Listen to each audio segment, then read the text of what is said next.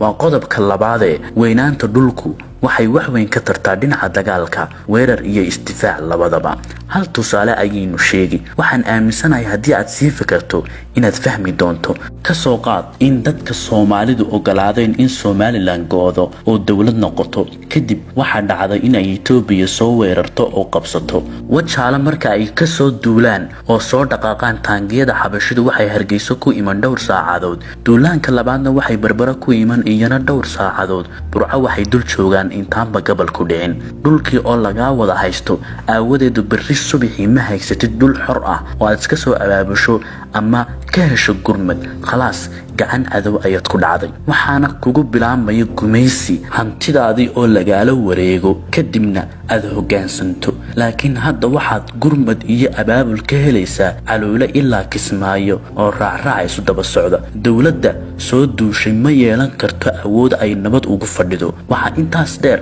dadka ay qabsatay gumaysi ma qaybiyaan oo waxay aadi oo iska soo abaabulayaan dhulkooda kale ee xorta ah qodobka saddexaad waa khayraadka dhulka ku duugan ee aan wax dhamayn kara jirin maalinta uu bilaamo haday dahab tahay haday macaadin kale oo qaaliya tahay haday gaas tahay iyo haday shidaal tahay intan haynoo joogto xoolaha nool geela kaliya ayaa kor u dhaafaya 23 milyan ariga warkiisa daa xoolaha kaba kaalay laba wabi dhul beereed aan inin lagu riditan iyo yawma khalaqa samaawaati wal ardi waa dhul diin oo aan wali curan dhulka ka kaalay badda dheer maxaa jiifa intaas ayaan ku soo koobaynaa waanan wadi doonaa bahda xaq cad hadaan nahay muuqaaladan oo kale nagu biiri aragtidaada si dadkeenu u baraarugo oo ilaah nimcada uu siiyay